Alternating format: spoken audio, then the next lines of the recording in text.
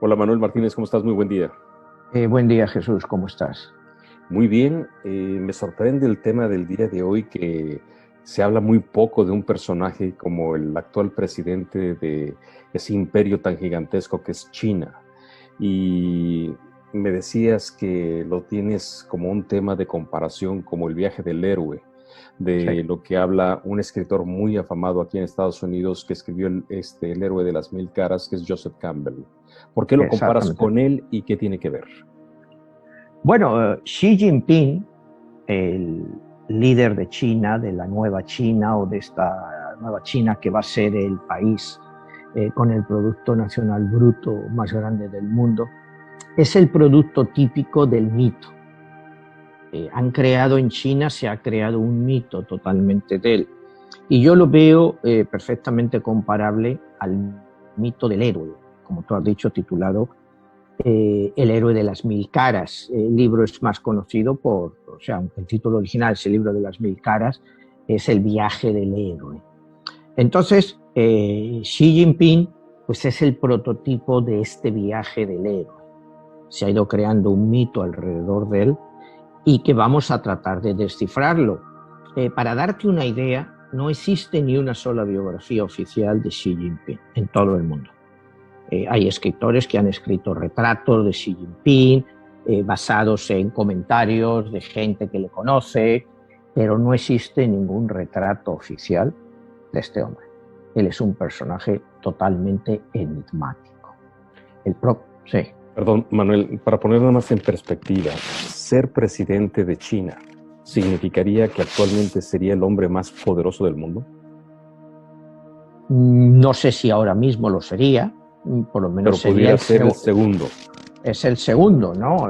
Pero se calcula que en el año 2028, en solo 5, 6, 7 años más, cuando se esperaba que fuera en el año 2033, la economía china va a ser la más poderosa del mundo. Con lo cual, Xi Jinping va a ser el gran emperador, o sea, va a ser el emperador del país más poderoso del mundo. Y estamos hablando en términos económicos de que esto va a llegar en 2028.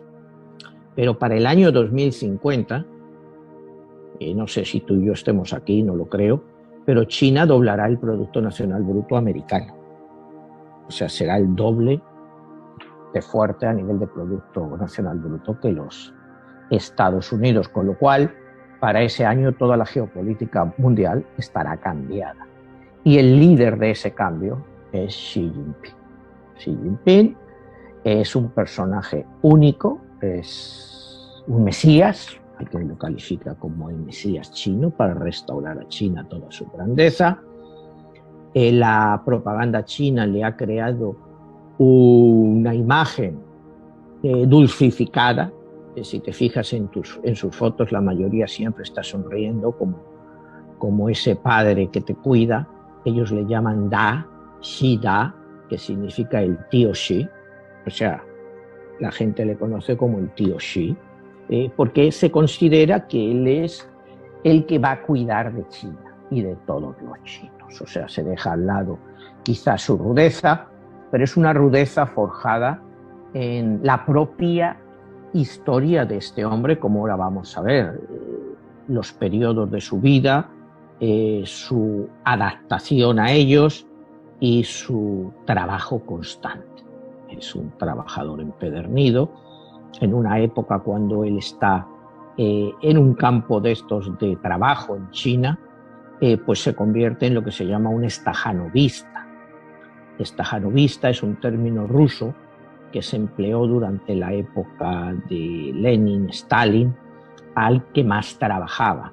Y se llamó un señor que se llamaba Stajanov. Y desde ahí vino ese término de estajanovista, trabajar como un estajanovista. No sé, en castellano puro y duro diríamos trabajar como un burro. O sea, porque trabajaban sin parar, o sea, desde la mañana y eso, y eran los que mayor producción sacaba. De ahí que viene esto, pues este hombre es eso, es un estajanovista, ¿no? O sea, él no para de trabajar en ningún momento, es un hombre que, bueno, ya desde niño, como vamos a ver, pues va siguiendo un camino muy preciso. ¿Y cuál es la historia de él? Porque uno pensaría que en una China comunista, en una China que viene de un personaje tan importante como fue Mao Zedong, imagínate, pues nada más ni nada menos, ¿cómo es que él llega a entronarse? Bueno, si quieres vamos a empezar con su vida, ¿no? Vamos a empezar un poco con su vida para entrar ya dentro del contexto, ¿no? Vamos a ver cuándo Xi Jinping nace. Xi Jinping nace un 15 de junio del año 1953. Cuando lo sumamos todo nos da 30, que equivale a un 3.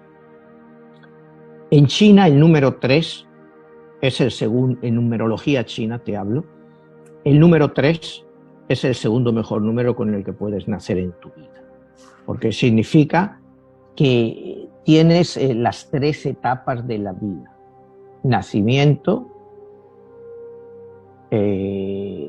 crecimiento, madurez y finalmente la muerte. Y eso lo representan ellos por el número 3, que es las etapas perfectas de la vida que están acumuladas dentro de un número 3 en numerología china. Difiere con la aplicación del número 3 en la numerología occidental. Y haciendo un inciso, como hemos hablado otras veces, el mejor número que hay en la numerología china es el 8. El 8 lo tiene todo.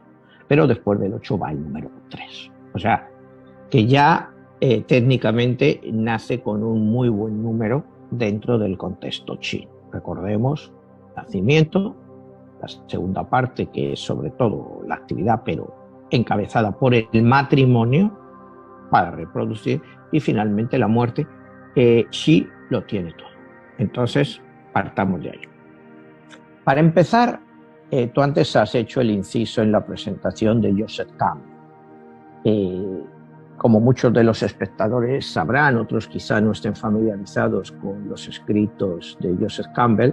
Joseph Campbell es el escritor o autor sobre la historia de los mitos más importante de Estados Unidos y podríamos decir quizá de Occidente. O sea, yo no creo que haya llegado nunca nadie a la descripción de los mitos como ha sido Joseph Campbell. A mí no me viene ningún otro a ese nivel. ¿Lo pudieras poner como en perspectiva como el equivalente a lo que hizo Freud en el psicoanálisis, Carl Jung también en toda esa parte de lo que viene siendo los grandes aportes del siglo XX? Sí, al estudio del mito no hay duda que Joseph Campbell, aquí en Estados Unidos hay infinidad de programas, sobre todo en lo que es en la televisión pública, con entrevistas a él dedicadas a este hombre, ¿no? Es más, si tú te fijas en la serie de La Guerra de las Galaxias, está toda la basada en la historia del mito. Los grandes programas que se hicieron en Estados Unidos, las entrevistas a Joseph Campbell, se hicieron en el rancho de George Lucas, o sea, de la gran amistad que les unía y de las grandes ideas que Joseph Campbell aportó a la Guerra de las Galaxias. O sea, para darte una idea de lo que es un mito, el mito entonces en la Guerra de las Galaxias era Luke Skywalker. Aquí, pues en este caso vamos a hablar de Xi Jinping. Entonces vamos a empezar. Él nace, como habíamos dicho, el 15 de junio del año 53 y es un número 3. ¿Cómo se construye un mito paso a paso, según Joseph Campbell? Bueno, el retrato que se hace de un mito es, primero, nacimiento, caída en desgracia, huida, resolver un reto y volver como un héroe. Y esa es la vida de Xi Jinping. Esa es la vida como vamos a empezar a ver, ¿no? Xi Jinping se educó, como dicen los chinos, o como dicen sus admiradores, entre algodones. Él fue el tercero de 4 hijos de una familia liderada por su padre Shi Xiong-yun. Shi Xiong-yun era un gran amigo de Mao Zedong, participó con él en la famosa Larga Marcha, la Gran Marcha. La Gran Marcha, Larga Marcha, acuérdate que es uno de los mitos de la historia china, en cuando estaban rodeados por el ejército de los nacionalistas y ellos logran romper la barrera y escapan como 100.000 para continuar la lucha. Al final solo quedan 5.000.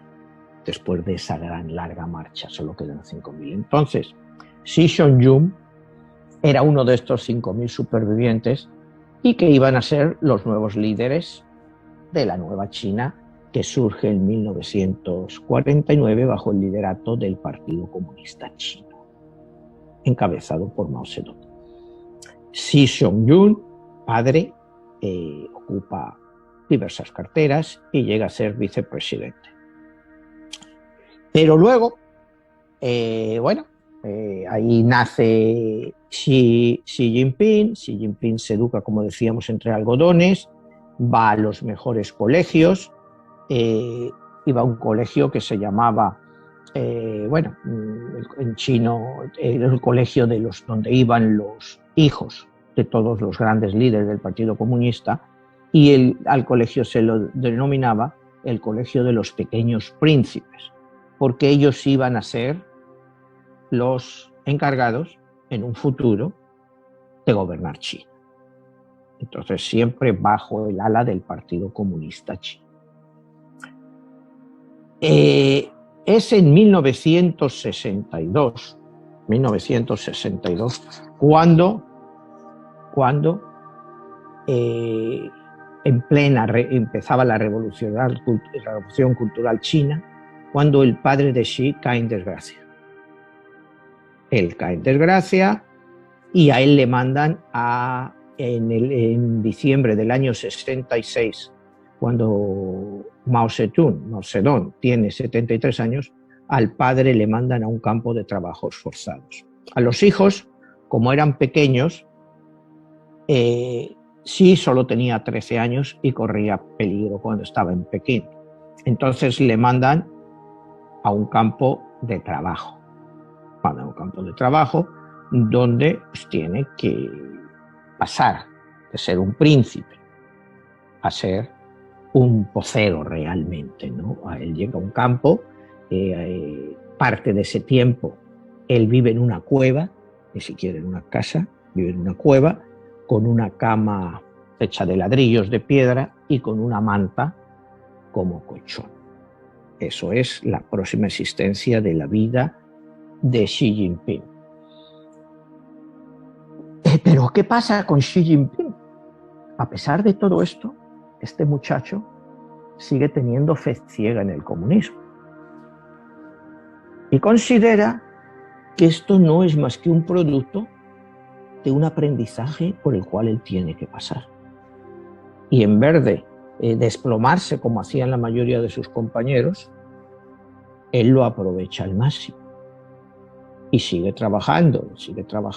Al principio me lo pasé un poco por alto, al principio le cuesta adaptarse y a los 3-4 meses trata de escaparse de ese campo, pero lo vuelven a arrestar y lo mandan de vuelta al campo.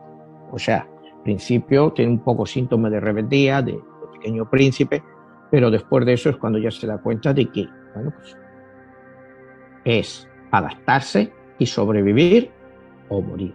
De ahí es donde le viene esa fama de sobreviviente a Xi Jinping. Xi Jinping está considerado pues un superviviente, una persona que es capaz de sobrevivir a cualquier adversidad, como en nuestro héroe de Joseph Campbell.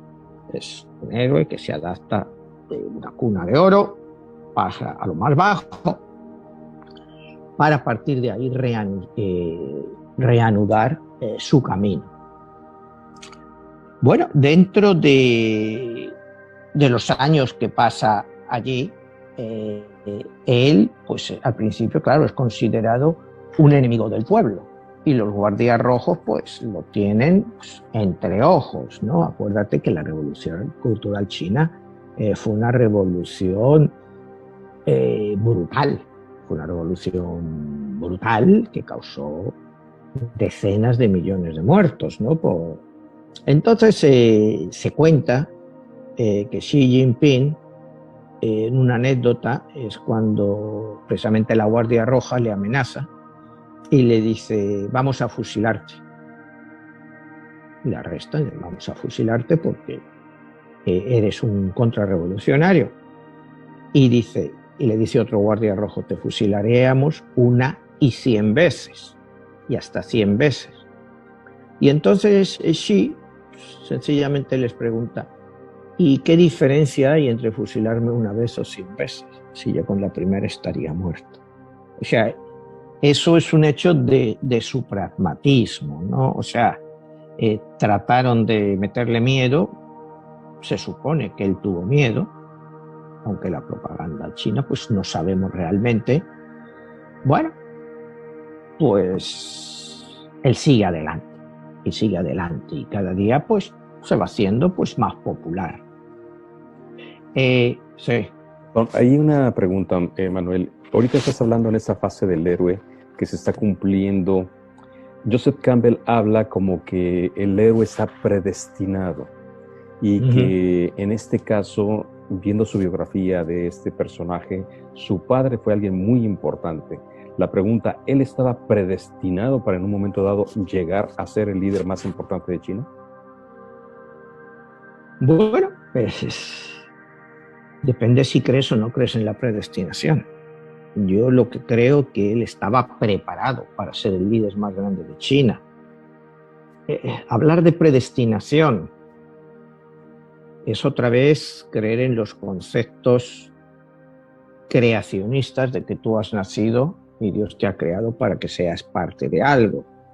Yo no creo en la predestinación. O sea, acuérdate cuando muchas veces hemos hablado de religiones, una gran diferencia que existe entre el catolicismo y el protestantismo calvinista es que ya estás predestinado a algo por Dios. Entonces, me cuesta aceptar lo de predestinación, que ya estás predestinado por Dios, porque si no estás predestinado por Dios, pues ¿por quién estás predestinado? Entonces, el concepto de predestinación para mí es un poco difícil de aceptar. Entonces, decirte que sí estaba ya predestinado, pues no lo sé. Lo que sí te digo que estaba preparado y que nació dentro del ambiente adecuado para llegar a ser lo que fue, más que ser una persona predestinada. Si lo miras desde el punto de vista propagandístico, sí, estaba predestinado ya desde un principio a hacerlo. Para mí el concepto, como te digo, de predestinación, pues es más difícil de aceptar, aunque hay mucha gente que lo acepta. En este caso, los chinos sí aceptan que Xi estuviera predestinado a ser ese gran líder que esperaban en el momento adecuado. Nos estás hablando que él estuvo a punto de morir en el momento que lo quieren fusilar. Sí. Ahí estás hablando de que pues corrió con suerte y que en un momento dado pues no hubiera llegado hasta donde llegó el día de hoy, pero pareciera que hubieran fuerzas extrañas que lo ayudaron, que lo protegían, ¿no? Sí, es como todos, ¿no? Algunas veces cuando estamos en mayor peligro sentimos algo que nos protege y es lo que mucha gente, pues que es la presencia de Dios que te está protegiendo. Él era más pragmático que eso, como te digo, ¿no? Él, por ejemplo, cuando ve la magnitud del trabajo allí, pues él no fumaba y decide empezar a fumar, porque por lo que era, digamos, la cultura china, si un obrero o de los que estaban ahí trabajando se paraba a fumar, nadie le molestaba, le permitían que fumara. Entonces él se da cuenta de eso y empieza a fumar para tomarse un descanso de vez en cuando a través de un cigarrillo. O sea, él es un hombre que ya de niño se va adaptando a las circunstancias, ¿no? De ahí le viene a él, en esa época de adaptación y de trabajo, porque era un trabajo muy duro, trabajo forzado, una frase que dice: los cuchillos se afilan con piedras y la gente se modela a través de las dificultades. Fíjate qué frase. Los cuchillos se afilan en las piedras y la gente se modela a través de las dificultades. A él, el hecho de vivir en un campo de trabajo agrícola de esta forma y con la gente humilde del campo, le ayuda a entender más el concepto de la Revolución China. Acuérdate que la Revolución China se hace en el campo, no en las ciudades, al contrario de la Revolución Rusa, que se hizo pues en las grandes ciudades. La Revolución China empieza en el campo, cuando a Mao Zedong se le van uniendo masas de campesinos. O sea, son dos revoluciones pues, que siguen unos parámetros similares, marxistas. Ya la Revolución China sí era marxista-leninista, igual que la rusa, ¿no? Al principio sí lo eran. Entonces, la ideología de Xi pues se endurece y él ve que la revolución que hizo Mao utilizando el campo contra las ciudades pues sigue siendo una variable real para continuar la revolución china, la revolución comunista china. Entonces él va a decidir que el campo va a ser su base de apoyo para el futuro, igual que lo fue para la revolución que triunfó en 1949.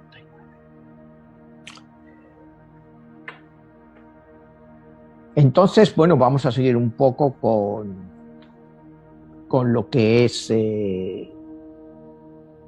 la vida de él. A él se le describe como un joven sin sentido del humor, que nunca salía a ninguna fiesta, tampoco jugaba a cartas.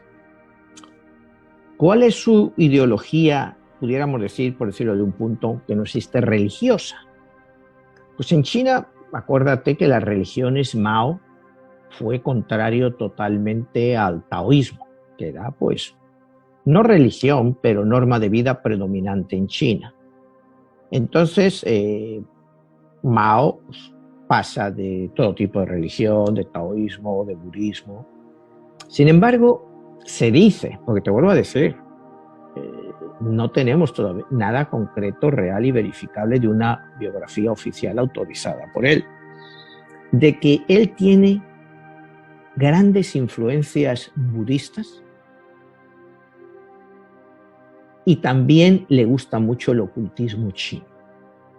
Es lo único que se ha despejado un poco, que sí, él tiene una cierta simpatía por algunos conceptos del budismo y por lo que es el esoterismo chino, ¿no?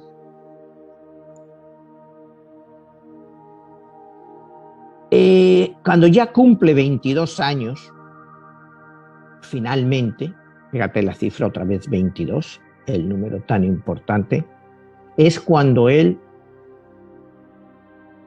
muere Mao Zedong, y su padre es reivindicado. Automáticamente, al ser reivindicado su padre, él es reivindicado. Él es reivindicado y vuelve a Pekín. Él vuelve a Pekín y estudia ingeniería química. Va a la universidad y estudia ingeniería química. Al acabar, por influencia de su padre, él pasa a ser el asistente, el secretario personal del entonces ministro de Defensa chino. Él, siendo ministro de Defensa chino, pues lógicamente al estar en defensa, tiene derecho a utilizar el uniforme militar. Y a partir de entonces, él se pone el uniforme militar. O si ves ahora alguna foto de Xi Jinping, nunca le ves en un uniforme militar.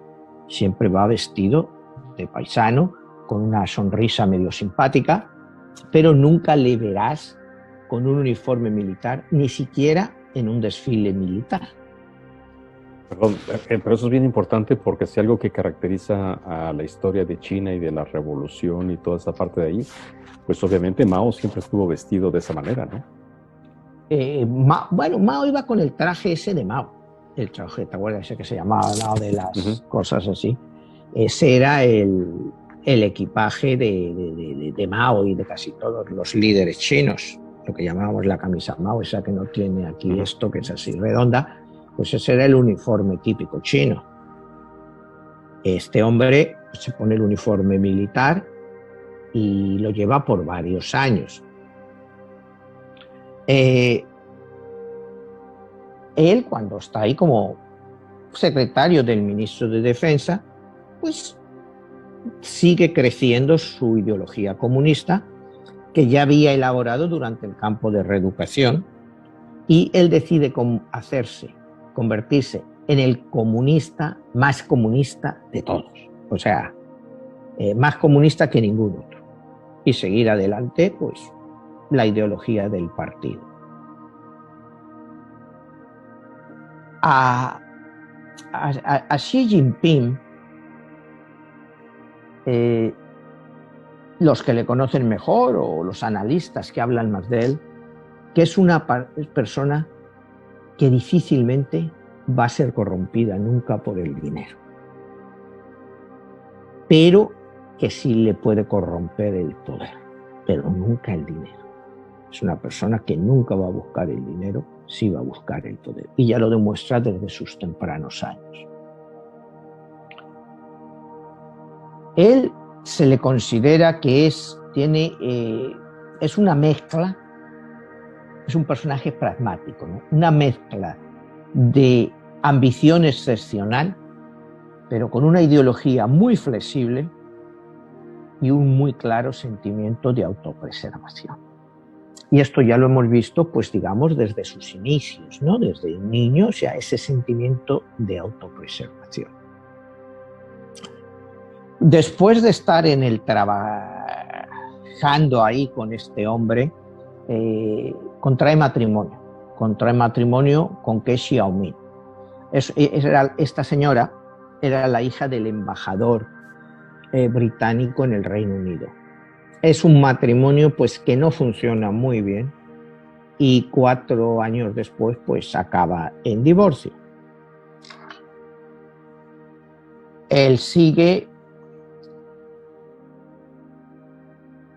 Él va a comenzar otra vez el viaje del héroe. Y es lo que volvíamos anteriormente. A los 29 años decide que ya, si se queda en Pekín, pues va a ser parte de un partido que él veía ya como muy corrupto, en el sentido de que había mucha gente que buscaba el poder y el dinero, pero estaban dejando de lado al pueblo chino. Él decide que no se va a quedar allí y va a continuar un camino hacia el poder, pero como él dice, sin atajos. Y decide volver al campo. Y ahí es donde continuamos con nuestro viaje del héroe. El héroe vuelve otra vez a la aventura. Él se considera al principio que era muy inflexible, pero poco a poco se va moldeando y cambia a una posición mucho más pragmática, en la cual pues ve que la economía privada o la iniciativa privada en China deben abrirse parte dentro de este matrimonio chino. Debe de ser parte que la economía privada sí tiene que tener cabida para el crecimiento de China. Y él lo empieza a aplicar un poco cuando, te digo, se va al campo, es gobernador de una de estas provincias y hace desarrollos que resultan muy eficaces, pero siempre siguiendo las pautas del Partido Comunista Chino. Nunca desafía al partido y llega hasta donde le dejan llegar. Más allá, él lo corta. Él se casa después con una cantante de ópera, bueno, de cantante de ópera china, muy, muy famosa, y él se enamora perdidamente de ella, y es con la cual sigue todavía casado.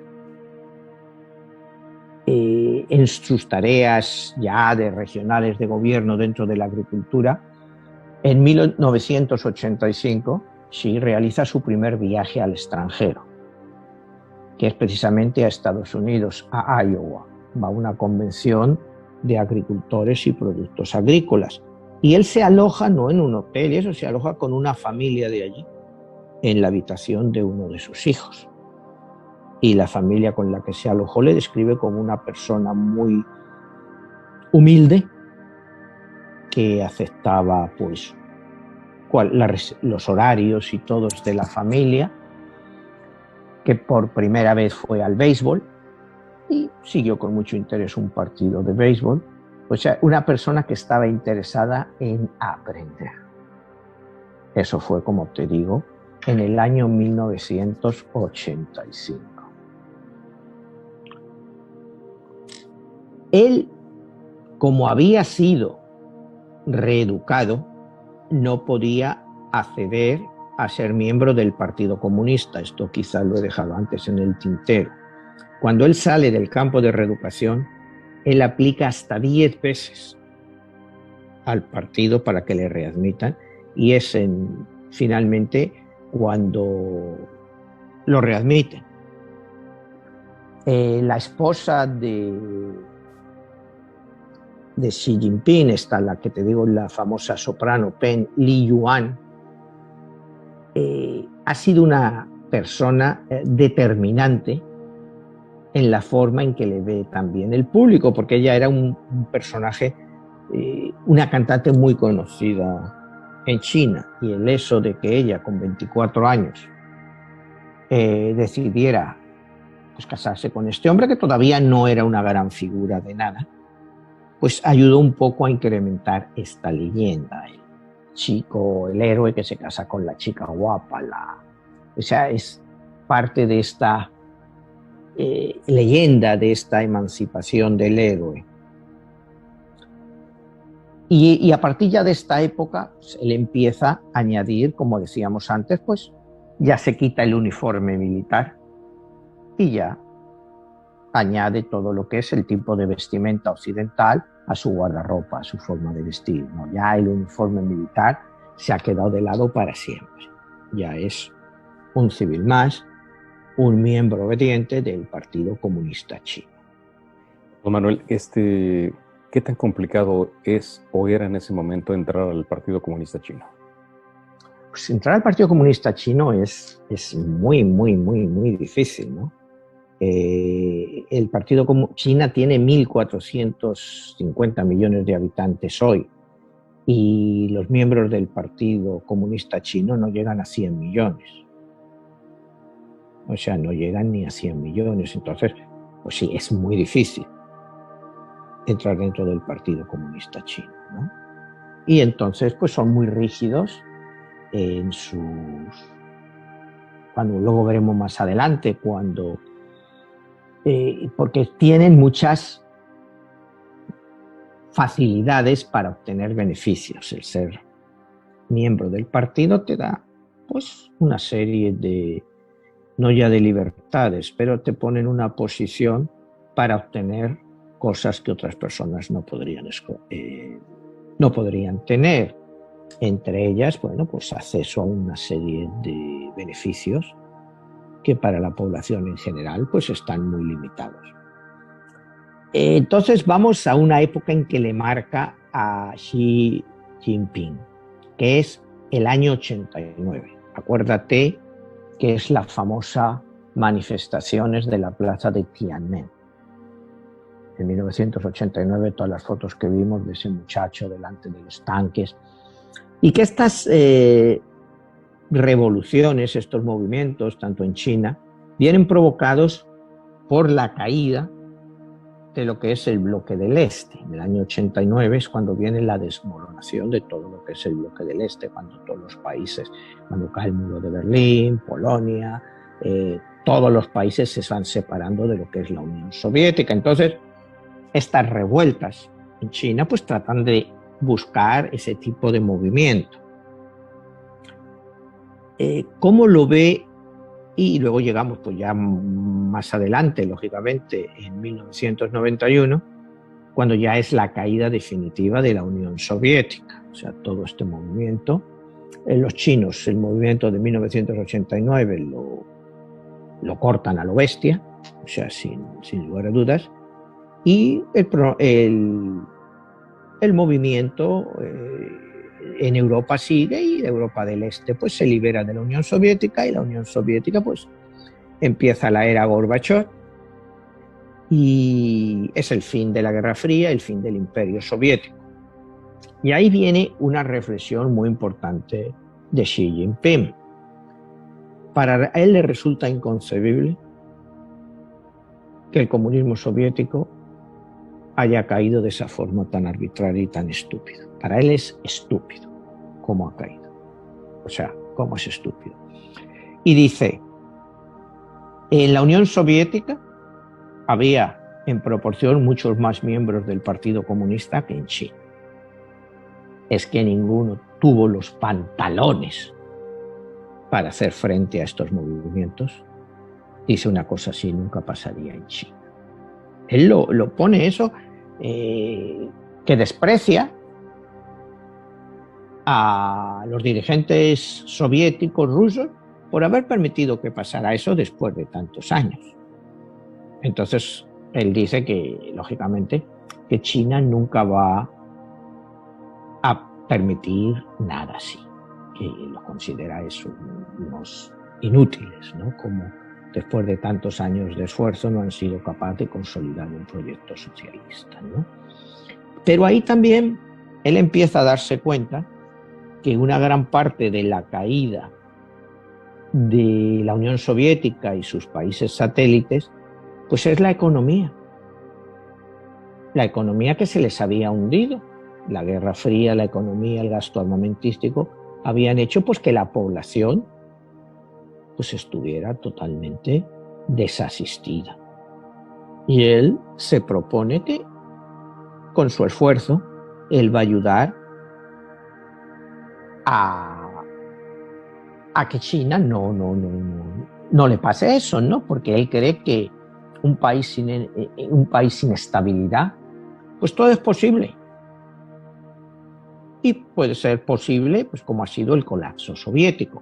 Pero él no lo va a permitir que pase una cosa así, ¿no? Entonces vamos a la siguiente parte que dice, ¿qué creo yo que debe de ser China? ¿Cómo ve China? Él empieza a aceptar a Confucio y lo denomina como el rol civilatorio que unió en cierto modo a China.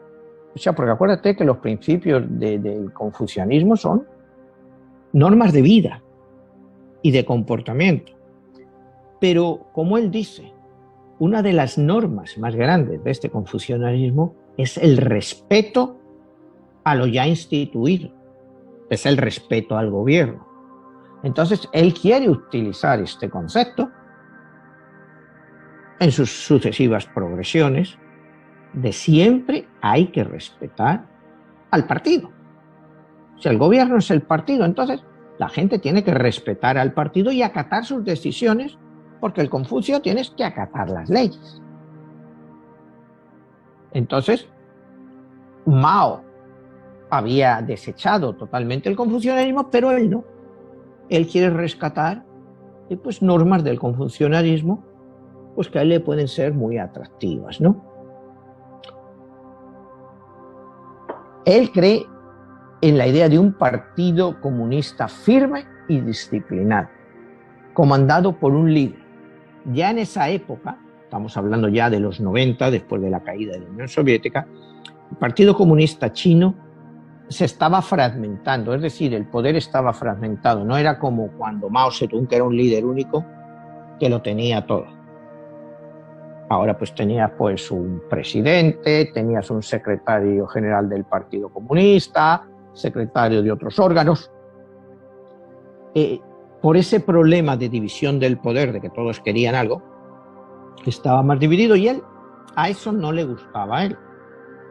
Él pensaba que tenía que haber un líder único, que fuera el que controlara todo, un líder único y carismático. ¿Y por qué no iba a poder ser ese líder? ¿Me entiendes? Bueno, esto te lo estoy yo sacando un poco de mi cabeza, esta deducción, pues por la biografía de él, ¿no? No es que nadie te lo diga así. Él tiene nostalgia del pasado chino. Acuérdate que hasta el siglo XVIII, pues el nivel económico de China y el nivel de vida de la gente era muy parecido al de Europa. O sea, era muy parecido al nivel que había en Europa. No es que China estuviera retrasada, en absoluto estaba retrasada de Europa. Es en el siglo XIX, sobre todo durante la época de expansión inglesa, de colonización inglesa, pues que China es totalmente humillada. Constantemente en el siglo XIX, o sea, a través de todo, primero con todo lo que fueron las famosas guerras del opio. Acuérdate, pues para las personas que no sepan lo que fueron las guerras del opio, fueron que los ingleses cultivaban el opio y se lo vendían a los chinos. Entonces, claro, en una población tan grande, pues los chinos estaban una parte grande de la población, bueno, tampoco igual, pero aunque sea un 10-15% de la población, representa muchísimo, se habían aficionado al opio. Entonces, pues estaban muchas veces atontados, trabajaban poco, pero ¿qué pasaba?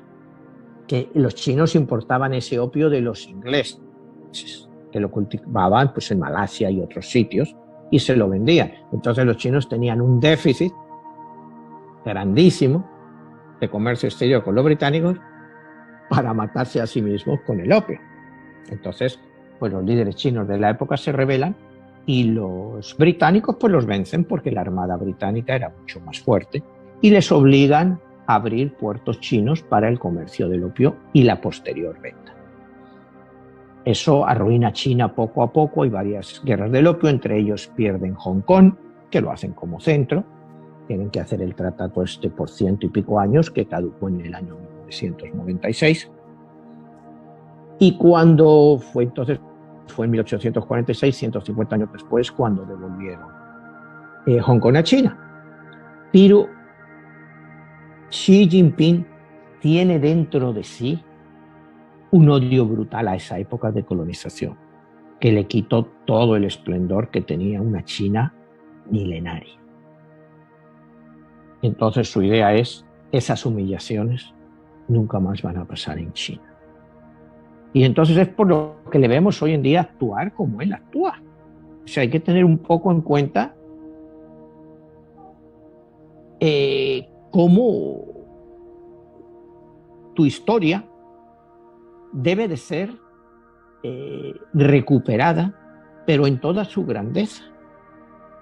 China debe de ser lo que fue. Y es de ahí donde continuamos con nuestro viaje del héroe, con su ideología de revivir lo que China fue. Exactamente lo que te iba a puntualizar. En este caso, en esa fase, él ya se presenta como el equivalente a un héroe redentor de una nación. Sí, él es el redentor, es como el Mesías, ¿no? Él cree que los valores occidentales en general son subversivos y que aplicaron, y él pone el ejemplo del papel aperturista que hizo Gorbachev basado en esos sentimientos occidentales que acabó con su caída. Entonces, él dice que cualquier nuevo valor que deba de ser aceptado por la juventud china o por la comunidad china debe de estar guiado bajo las normas que el Partido Comunista dicta. Dice que en Rusia, por ejemplo, rechazar a Lenin y Stalin es estúpido, porque sería renunciar a una parte de la historia de esos países. Que tú no puedes rechazar tu historia, pero sí debes de recuperar lo que crees más importante de ellas. Dice que todas las amenazas que te vengan de Occidente, que sean propaganda, deben de ser rechazadas con violencia. Y ahí hemos visto el caso de Hong Kong. Al principio, pues bueno, fueron relativamente permisivos, pero después dijeron, aquí esto se acaba. ¿Cuánto hace que pasó lo de Hong Kong? ¿Año y pico? No creo que hace más. ¿Quién se acuerda ahora de Hong Kong? O sea, acuérdate que antes tú veías CNN o todos los noticieros, lo primero que te abrían eran con los manifestantes en Hong Kong, que si tomaban el aeropuerto, que si tal. Hoy en día, pues todos están arrestados. Ahí ya no hay más historia de Hong Kong. Ya Hong Kong, pues, como no resulta atractivo, pues ya no oyes de Hong Kong. Pues ese es el pragmatismo de Xi. Dice, sí, puede ser mala prensa por un momento, pero hay tantos intereses económicos que nos atan, que eventualmente pues la gente pasará a lo que realmente les importa. Y Hong Kong pues dejará de ser importante para todos ellos, y en muy poco tiempo pues hemos visto que sigue así.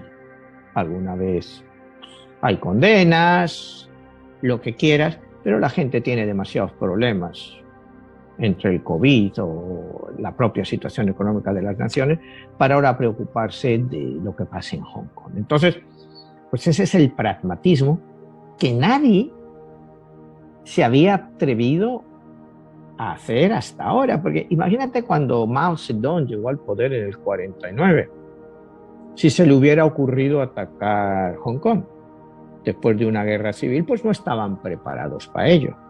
Posiblemente no sabemos lo que hubiera hecho la Gran Bretaña, pero quizá hubiera ido a defenderlo. No sabemos si Estados Unidos hubiera ayudado. No era el momento, pero sí, para sí, ya el momento estaba ahí, y es por lo que pues a Hong Kong pues se han cambiado las leyes y hoy en día pues ya son prácticamente una parte más de la China, con muy pocas diferencias, ¿no? Cuando hablas de a mediados de los 80, dice, somos el Partido Comunista y nosotros debemos definir lo que va a ser el Partido Comunista. O sea, él se abre a la apertura dentro de ese propio partido. O sea, sí somos el Partido Comunista, pero ¿quién tiene que decir que un partido comunista tiene que ser igual en todas partes o tiene que ser de una forma u otra? Nosotros en China pues vamos a definir lo que es el Partido Comunista y cómo debe evolucionar ese partido, ¿no? Cuando él estaba en esta época ya salido de gobernador y de reformista agrario, le hicieron una pregunta. Del 1 al 100, ¿cuál cree que ha sido su aportación a esta mejora del nivel de vida de los agricultores y de los trabajadores en general que usted ha hecho? Y él responde con una frase que llama mucho la atención. Dice, un número tan alto como 100 parecería presumir de forma gratuita, pero un número tan bajo como 90 reflejaría una baja autoestima. O sea, entendiendo esa cuestión, o sea, un 90 ya es baja autoestima y un 100 es demasiado. Entonces estás hablando de un hombre que cree, asumiendo de esa respuesta, pues que las cosas deben de hacerse bien a un 95%, con lo cual te garantiza un éxito. Como siempre ha dicho la economía china, pues tiene que crecer a un ritmo 6, 7, 8%, bueno, si no puede crecer al 8, si puede crecer al 6,5, 7, bueno, pues ahí estamos, no al 100%, pero sí muy cerca de ello. Entonces, pues ahí vas viendo un poco, yo te estoy dando retazos de su vida y de su pensamiento, porque como te digo, he tenido que buscar mucho para encontrar toda esta información, porque es una persona del que no se habla mucho.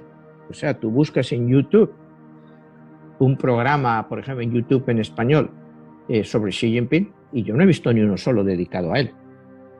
En inglés alguno. Y más que nada, pues son biografías, a lo mejor, pero nada quizá tan profundo como lo que yo te estoy contando, o sea, en el análisis de esta persona. Y la pregunta sería, ¿por qué? Porque es un personaje enigmático. Y digamos que nadie se atreve a opinar de él, porque todo lo que yo te puedo estar diciendo ahora puede estar equivocada. No sabe la imagen de él. Uno de los grandes misterios de todo esto es cómo Xi Jinping llega a la cima del Partido Comunista. O sea, es algo que todo lo que se llaman los sinólogos, que son los especialistas en China, pues no logran explicarse claramente. Cómo él es capaz de llegar a la cima de ese partido. ¿Me entiendes? Pero para darte una idea de él como va ascendiendo, es en el 17 Congreso del Partido Comunista, cuando él es nombrado como uno de los 9 miembros del Politburó. O sea, el Politburó es como el comité ejecutivo del Partido Comunista que regula China, pero esto estamos hablando ya de hace muy poco tiempo. Estás hablando del 2007, tampoco hace tanto tiempo. Él entra entre los 9 miembros. En el año 2008, él consigue un gran auge. Ahí sigue la leyenda del héroe, porque él es el que supervisa todos los Juegos Olímpicos en China, que le dan una aura pública de eficacia. Y ya después de estos Juegos Olímpicos, en el 2010, hay ya muchos rumores de que él puede ser el sucesor oficial.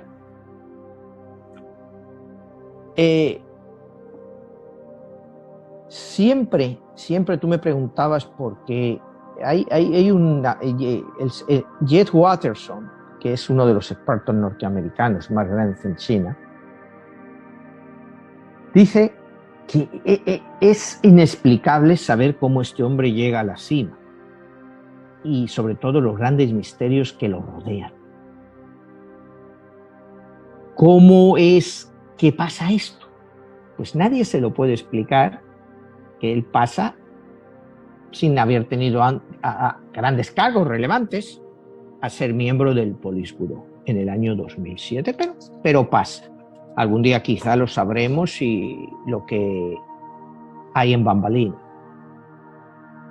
Él va con su lema muerte y renacimiento, en el sentido de que lo viejo debe de morir, pero no morir para enterrarlo, sino adaptarlo lo mejor para adaptarse a la nueva realidad mundial y lo que China debe de ser en el panorama mundial.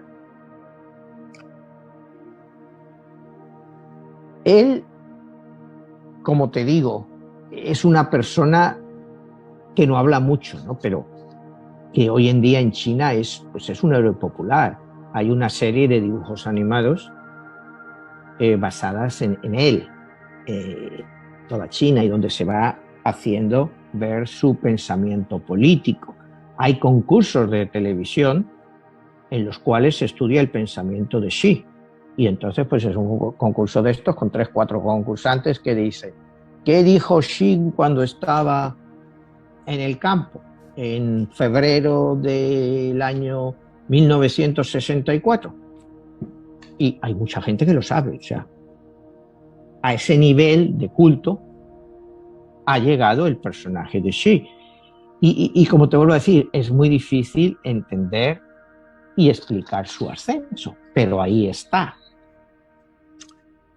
Como te decía, él ve lo que es la era soviética como un fracaso, sobre todo a Gorbachov, lo considera un payaso, una persona porque no supo defender lo que le han hecho la Unión Soviética, entonces pues lo desprecia, él lo desprecia, ¿no? Y él, como te decía, aprendió mucho de esto, entonces por eso sigue su plan de reformas económicas. Acuérdate que China hoy en día entran en la clase media como 30 millones de personas nuevas. Imagínate lo que es eso para una economía, el nivel de crecimiento. 30 millones de personas que te entran con poder adquisitivo cada año, y de una población de 1.450 millones. Si ahora mismo hay 500 millones que están, imagínate el crecimiento que puedes tener por los próximos 20, 30 años. A ese ritmo.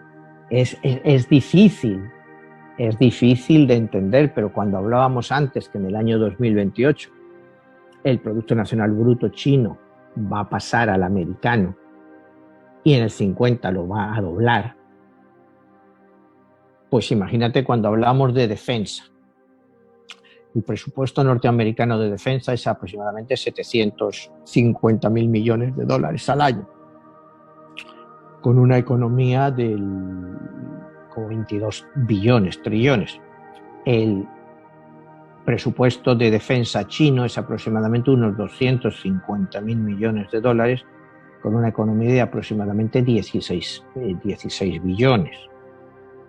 Si los chinos doblan esto, cuidado, te he dicho 250.000 millones, que es lo que los chinos reconocen que gastan. Pero no sabemos si eso es verdad o mentira. Hay analistas que dicen que es más del doble que eso, lo que gastan los chinos en armamento. Entonces, estarían cada día más cerca de los norteamericanos. Imagínate que ellos doblan su Producto Nacional Bruto, pues van a sobrepasar con mucho el gasto militar que tiene Estados Unidos y con ellos sus armas y su poderío. Ese es uno de los peligros, pues que a medio o largo plazo ahí estampa Occidente.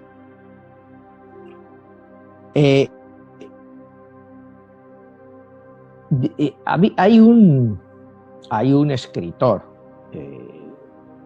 Bo Xin, que es un sinólogo, que define a Xi y al nuevo Partido Comunista Chino como unas personas que han tirado a la basura el software marxista, o sea, el software marxista, pero que utilizan el hardware soviético. Y le han dado un toque de McKinsey, es decir, para asegurarse el éxito. O sea, es una definición de un sinólogo que estudia China para entender un poco lo que va. Las bases marxistas de Carlos Marx y Engels pues se dejan de lado, pero no se olvidan de lo que fue la experiencia soviética y los éxitos que alcanzaron en algunos lugares, excepto en la economía. En el año 2013, finalmente, Xi Jinping llega a la jefatura del Partido Comunista Chino. Ya estamos, que ya él dice que va a tratar de hacer de China una virtuosa combinación de prosperidad, unidad y fortaleza que dará lugar al gran rejuvenecimiento de la nación y un cambio en el paradigma económico basados en la innovación. Una revitalización que pasaba necesariamente por limpiar la casa. Y es cuando él empieza las purgas dentro del Partido Comunista Chino. Empieza a hacer purgas dentro del Partido Comunista Chino y lo denomina una campaña para alcanzar tigres y moscas. Es decir, tanto lo más alto como lo más bajo que estaba enquistando al Partido Comunista. En el año 2014, pues justo un año después que él entra, pues 100.000 personas dentro del aparato del Partido Comunista son investigadas, pero para ya el año 2016 esa cifra llega a 1 millón. A 1 millón. O sea, cuando estás hablando de que el Partido Comunista pues, no llegaba ni a 100 millones, es más de un 1% de esas personas. Él creía que eran corruptas y son enviados a la cárcel, oficialmente o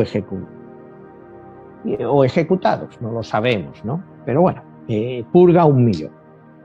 O sea, vuelven las purgas, pero unas purgas mucho más sofisticadas, o sea, se siguen ahí. Y hay una frase que él dice en ese momento: si queréis dinero, no os unáis al partido. Es una frase célebre de él. Si queréis dinero, no os unáis al partido. Manuel, y con todo esto que tú mencionas en este viaje del héroe, ¿tú consideras, así como lo tienes en tu libro 22, La Guerra de los Dioses, él jugaría una carta de la luz o de la oscuridad? Bueno, él técnicamente no está jugando cartas porque está vivo. Y acuérdate que en mi libro solo están jugando cartas. Él jugará una carta posterior. Y todavía no sabemos si será de luz o de oscuridad. En principio me inclino más por la oscuridad. Pero vete tú a saber. Igual estamos delante de un mundo que nos está dando, como hemos hablado el otro día cuando estábamos hablando de los Bidenomics, de las nuevas políticas económicas de Biden, es el futuro va a ser más países estilo China que estilo Estados Unidos.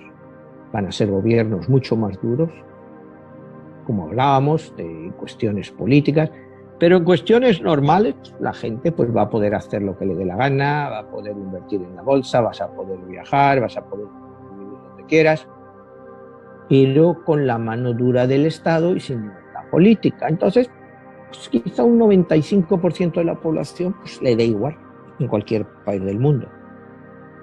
¿Qué va a pasar con Occidente? Pues Occidente, pues a la prueba ha estado ahora mismo con el COVID. COVID se inicia en China, pero automáticamente con la dureza china, automáticamente todo lo que es Wuhan queda sellado y se dan, creo, oficialmente, siempre oficialmente, 50.000 casos y 50.000 muertes, pero en 3-4 meses eso está ya controlado. Entonces ahí es donde va él, o donde van pues su nueva ideología. Con nuestra forma de actuar hemos evitado un mal mayor. Pero claro, imagínate que si aquí en Europa, cuando llega el COVID a Europa, pues hacen lo mismo de encerrar a la gente en las casas y sellarle las casas, que no podían ni salir, ni lo hubieran aceptado los occidentales. Pues hoy no. O hemos visto pues que la gente ha estado encerrada 6-7 meses y ahora han empezado pues la implosión de gente que ya no quiere estar. Pero todo este experimento ha demostrado que un país como China, que lo ha hecho todo a la fuerza, ha sido capaz de cortar el problema inmediatamente. Y países occidentales, pues que se lo tomaron a broma, pues mira en qué lugar se han quedado. Entonces, el futuro va a plantear eso. ¿Qué tipo de estados vamos a tener? Si estados más tipo Estados Unidos, Europa, o estados más tipo China. Y en la zona de Asia, con la influencia china, lógicamente, pues yo creo que serán estados más tipo China. En Europa, pues eventualmente pues sí va a haber estados mucho más duros que lo que tenemos actualmente, donde sí las libertades políticas pues se van a restringir. Pero como te digo, pues mucha gente le va a dar igual, porque considera que todos los políticos pues son unos mangantes, como los consideraba Xi Jinping. Entonces pues hay que purgarlos a todos. Entonces pues el futuro nos dirá. Bueno, ya perfilándonos al final del programa, a manera de síntesis, ¿cuál es la parte culminante de este viaje que él tiene como el viaje del héroe? Pues ya hemos visto que él empieza como un niño príncipe. Los príncipes de los hijos del Partido Comunista. Tiene todos los privilegios. A los 12 años los pierde y cae en un infierno. Va aprendiendo en ese infierno, lo va haciendo más fuerte. Finalmente logra salir de ese infierno. Vuelve a irse otra vez para ya ir a su lucha final, que es la obtención final del poder. Lo consigue, pero vuelve como un héroe que ha pasado por todas las etapas, desde lo más prestigioso a la mayor humillación y hasta volver a ser, pues no solo ya es el presidente de China, el presidente del Partido Comunista, el presidente del Comité Central, es el presidente de todo en China, es el nuevo emperador. Cuidado, es el nuevo emperador chino. Él ha vuelto a esas dinastías de las que él hablaba. Él es el nuevo emperador, es lo que podríamos decir. Él es el emperador, es el nuevo héroe, es el tío Xi. Cuando la gente le ve en la televisión está viendo a su tío que se está preocupando por ellos. Ese es el nuevo, es el héroe.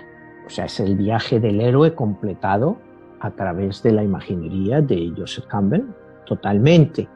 El nuevo Mesías, y en cierto modo lo es. O sea, no hay que quitarle mérito. Cuidado, tú no le puedes quitar mérito a lo que ha hecho en China. ¿Que no es demócrata? Pues por supuesto que no es demócrata. Él nunca ha dicho que fuera demócrata. Él nunca ha hablado de China, que hacerla en el año 2050 que fuera una democracia. Él no habla de eso. Él nunca ha dicho eso. Él ha dicho que China va a ser el país más poderoso del mundo y en el 2008 por lo menos ya va a tener el Producto Nacional Grande más bruto del mundo. En el año 2050, pues no sé lo que habrá.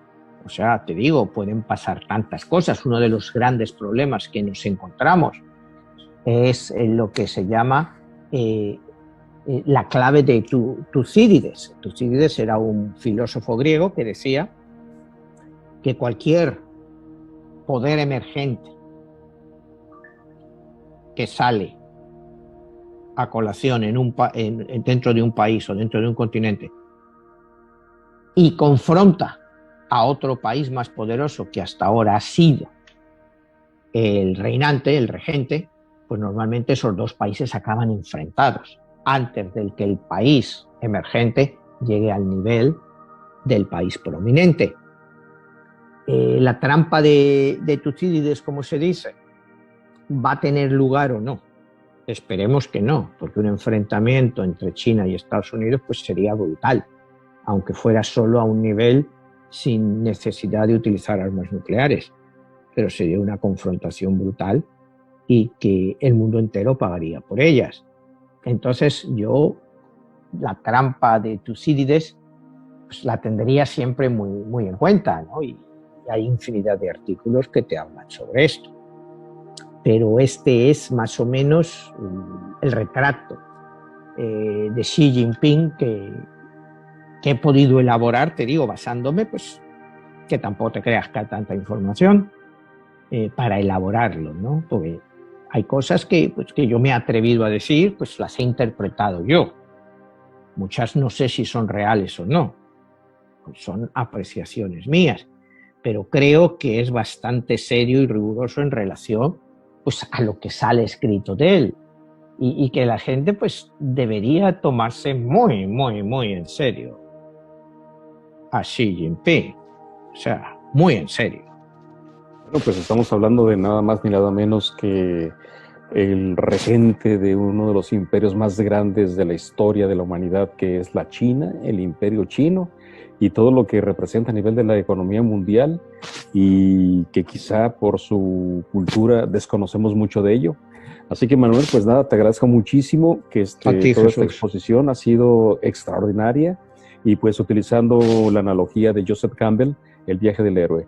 Así que todas las personas que estén interesadas en conseguir tu libro, tus libros, en tus redes sociales. En mis redes sociales están ahí, sobre todo te digo en Amazon, lo puedes encontrar en cualquier país del mundo, tanto en inglés como en español y también en audiolibro en inglés y en español. E invitamos a todas las personas que se quieren inscribir a los canales, tanto en YouTube y tus redes sociales. Exactamente. Muy bien, Manuel, te agradezco muchísimo y nos vemos hasta la próxima. Hasta la próxima, Jesús. Gracias.